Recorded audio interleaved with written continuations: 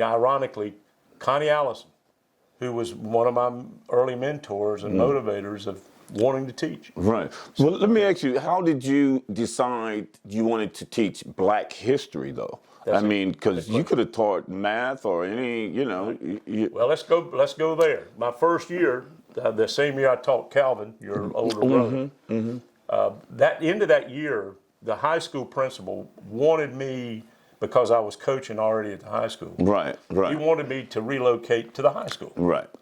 So I went out there, met with Mr. Atkinson, who you may or may not remember, Jake Atkinson, and he was talking about what my responsibilities would be. Right. And he said, "Now, Steve, I need to tell you, we're going to be offering Black History, called Black History. Right. We're going to offer, and that's Black what it History. should be called today. Well, right. All semantics. we go through. February 12th of this year was the anniversary of the founding of the NAACP. Right. Well, in those days, colored people, right, the CP part of the NAACP was the preferred, until Marcus Garvey came along, was the preferred way to refer to African Americans. Right. Then. Right. But now that you're on that word, African American. Yeah. I'm not an African American. I know. But I'm an American. That's exactly correct. But you got to remember, you think about the evolution of terminology. It's all about what is acceptable in the sight of those being referred to. Obviously, colored people became a backhanded way of referring to African Americans. Right.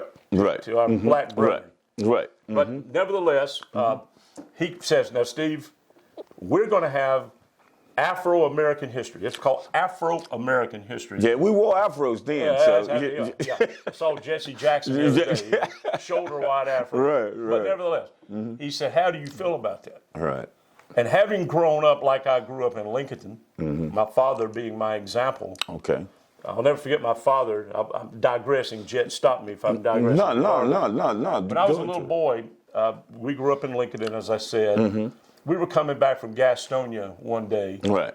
On an old 321. Right. Right before we got to High Shoal. I know. You know where I know exactly.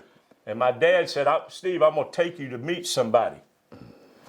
So I'm with him. I was about 9, 7, 8 years old. Right. So we turn off the road and go down a dirt road to a home out in the wooded area. Yeah. And my dad got out of the car, walked up the steps, and this big, voluptuous African-American woman came out and hugged my daddy.